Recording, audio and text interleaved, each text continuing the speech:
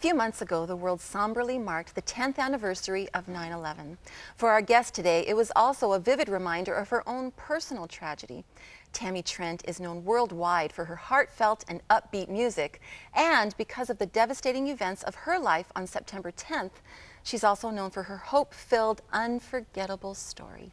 Tammy joins us on the couch now. Welcome, Tammy. Thank you. So good to have you. This is so fun to be with the girls. Yes. Oh, we Girl love talk. you. We're going to ask your deepest secrets next. Okay, one. You get one question. We're going to talk about our feelings. Yes. That's what we do. I love that. You know what? Okay, so Tammy, some of our viewers may not be familiar with your story, so take us back to September of 2001. I will. I mean, even further back than that, I met this kid in my youth group when I was 15.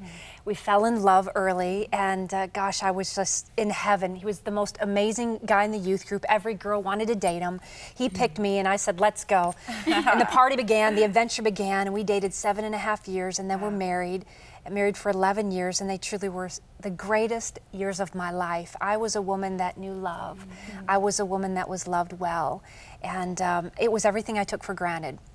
Never thought I would live a day without that kind of covering in my life, that kind of adventure, that kind of fun. And he just was, he was a gifted guy in so many ways. The greatest gift, I think, to me was unconditional love and faithfulness. He was a big cheerleader in my life. I'd signed a record deal in 1995, and he started managing me, traveling on the road with me full time, and we were doing it together. We were best friends, soulmates. In fact, your stage name is a combination of your two names. Yes, exactly. I'm not Tammy, well, he wasn't Trent. Was it? Whenever I say that, people are like, oh. For so long, I've lost them the rest of the testimony. They're trying to figure out Trent. That's so stupid. And he is gorgeous. Yes. Whoa. Okay, Yes. so Right. we have to see the Yeah. picture. Yes, I know. Such an amazing, yummy guy. Yes. Truly, I know. And so I took his first name as my last name. Together we were Tammy and Trent Lendering, but on the platform I became Tammy Trent, and I loved it because we were in it together from the very beginning, and traveled around in ministry full time. And it was in September of 2001 I was asked to go to Jamaica on a mission trip. And it was a season in my life especially where I just sort of wondered what's next. You know, I think as women especially, we get into those seasons because we're living life for everybody else, your families, your children, your career, everything. And sometimes you hit a wall and just think, gosh, what am I doing with my life? And God, are you still in this with me? And do you see this girl? And I think I was in that season of like, where am I at in life, and what am I supposed to be doing with my life? And I wanted to feel fulfilled. So I began to pray those prayers like, God, can you just show up in the middle of my life somehow, and that I would know it was you clearly speaking, because I'm hearing a lot of voices right now. And it was a pivotal trip. I knew it was important, the timing was important. So we went to Jamaica. We had a week there together, and then we had one day off, so we went to this beautiful place called the Blue Lagoon. And we had lunch there on the edge of the water, and Trent suited up, and he wanted to go scuba diving. And he jumped into the water. I waited on the edge of the water, and he'd said he'd be back in 15 minutes. 15 minutes came and went, turned into 30 minutes, turned into 45, and he never returned. And I knew at that moment that my life would never be the same again. And I remember standing on the edge of the water just thinking, what do I do now, God? The search began for him in the water, and I went into the back room of this restaurant all by myself. I remember crying out to God, longing to feel something in my life, praying a prayer that would change everything, trying to change the circumstances of what I knew was happening, trying to hold out hope when I felt incredibly hopeless. But I remember just crying out to God, do you see this girl? Can you help me? And it was like the only prayer that I could even think to say was just, God, can you help me? But I believe God shows up in those unbelievable times in our lives, and the most simplest things that come out of your mouth can be the most powerful things you've ever said. And for me, it was, can you help me, God? And I think for any one of us to get to that place, because sometimes we're so quick to push God away. I don't need you. You don't do anything for me. You never show up when I need you. But in that moment, I said, I need you, God. Can you show up? And he did. He absolutely did. And I felt God. How did I feel him? I can't explain it except for the fact that I just felt this presence that came over me, that brought me peace in the worst, darkest moment of my life. And I knew that somehow I wouldn't just survive, but I would somehow overcome this moment in my life. So I said earlier that all of this happened actually September the 10th, Yes. 2001. Yes. Talk about September 11th. Well, the search began that day, and they found nothing. And I went up to a home of these perfect strangers, and the next morning they came into my room and said, "Tammy, come into the room quickly. We want to show you the television." So I walked into that room the morning of September 11th, staring at the television as the second plane plowed into the Twin Towers in New York City. And I thought, for the first time in my life, I thought, this is the end of the world. This has got to be it. Remember how we all felt, all around the world, like this is it. The whole world was falling apart. And so I was very confused. Like, how could God be in this? You know, my personal world is falling apart.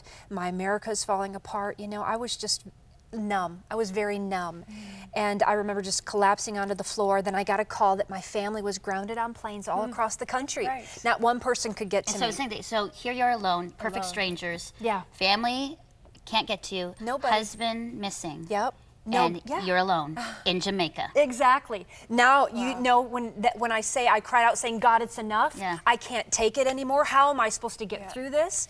Absolutely. I couldn't see the end of the story, really. And I got the next call that they had then recovered Trent. They found him in that hole in the Blue Lagoon, down about 100 feet. He was hanging on to his underwater scooter, took his last breath as something had struck him on the back of the head. And he fell into the arms of Jesus. He died. He didn't make it. And I mean, I collapsed onto the floor. I just felt like the day before I was, you know, that morning feeling like it can't get any better than this. Life is good. You know, we're just starting a family, new season in our life. It can't get any better than this. And the rug was pulled from underneath me. And I felt like, how will I survive? How will I live? Where do I go from here? God, where are you in the midst of my circumstances? Where are you? You know what that says, though, and I think that's something that's speaking to me, is that you realize life is so fragile, and you realize you do take things for granted when a situation like this happens. Yeah, definitely. You know, you're kind of at the mercies of these things that you have no control over. I think maybe that's what I'm trying to say is you realize you don't control life or circumstances. We try to, as women, to control people and things and where we're at and how people respond, but we really don't have control, do we? You don't. Everything's a risk. All of us who risk loving, risk losing. And that's just, you know, it's a risk with everything we do, but it's also choices, you know, and I chose to trust God when nothing made sense in my life. Say that. So the night before you're, you know, show up, you know, can you help me? But then the next day you're watching everything fall apart, really, and then still choosing to go, okay, I'm going to trust you instead of go, oh, well, forget it. Yeah, which is so counterintuitive in a way, because you want to be like, I'm angry at you, God. Yeah. Really angry. But I need you. And I was, you know, I So- mean, it's like the most broken place to be in your life, where you're at the end, you know, you can't breathe, you can't move, and it's like, really, it was probably through my tears saying, I still trust you, because I wanted to. I was having a hard time. That didn't come easy, like, I still trust you, God.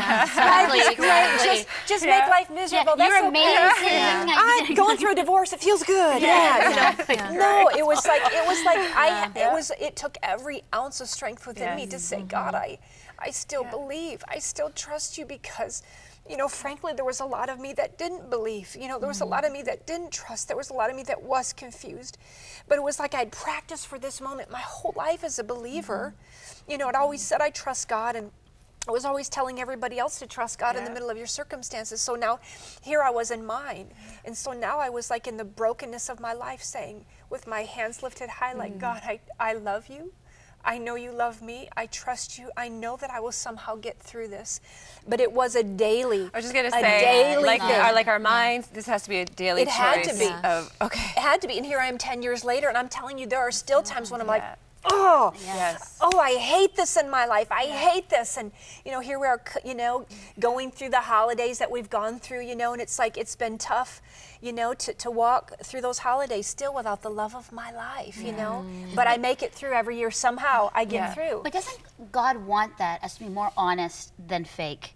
Like, God wants us to be in this real, authentic relationship that says, I'm mad at you, I'm crying, this isn't easy. He wants that relationship. And I think that's important for people to realize. It's not like we come to him and it's like, you're there, I'm here. He actually wants this, you know, like, tangible, real thing. And Tammy, you said something to us. You said something to us earlier about when we feel numb. Like, what is our natural inclination then when we're going through this numb stage? To think about God? You know, I've often said that we have to be very careful. We cannot interpret our numbness is God's absence in our life. very good. And what a key nugget in my life that, you know, I write sticky notes and I'll put them up on the mirror, whatever, because we do feel numb and we think, well, where's God then? Where is he? But those are very key things. We cannot do that. And God is in the business of, you know, always bringing our lives into something new, bringing, what's the word I was looking for?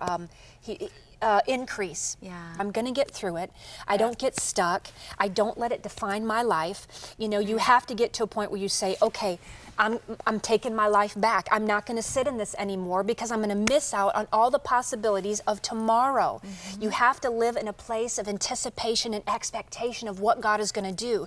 It's a birth canal. Use these birth canals, that pain. You know, it's like going through labor. It's like, but what happens after labor? The baby's born. The celebration comes, you know? So if you're going through that tough time, you've got to keep going. You're so close to the victory because you're going to get through it. The celebration comes, and then you're like, I've hit it. I'm in a new season of my life. I'm praying for this. I'm believing for new things in my life, and I'm standing on the promises of God for my life. I love in Isaiah chapter 45, there's a verse that says, God says to us, I will give you treasures in darkness, riches stored in secret places, that we can only find as we walk through those dark places. So what kind of riches, what kind of treasures have you discovered in those dark places? Goodness, I've discovered treasures about myself. And I think the greatest is that, you know, and I said this before too, I'm much stronger than I thought that I was.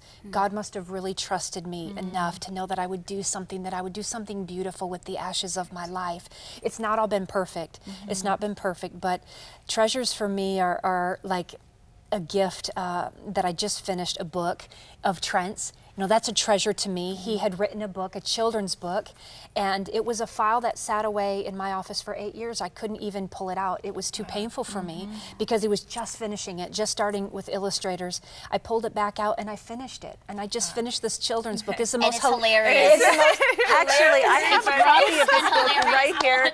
It's called The Log Family. And the Log Family. It's a potty training the book. Log Family. You know what? Speaking as a parent, I wish I would have had this book a number of years ago because it is very good. And it's gross and disgusting, but hilarious and fun. I love it. Kids love it. Honestly, can relate to it. It's funny to say that it's a treasure, but it's a gift to me. God, in laughter. So many treasures are, and they're at your website, Yes, TammyTrent.com. Thank you for being with us, Tammy, and thank you for being with us on Full Circle. Keep your eyes on Jesus. It's all about Him. Bye.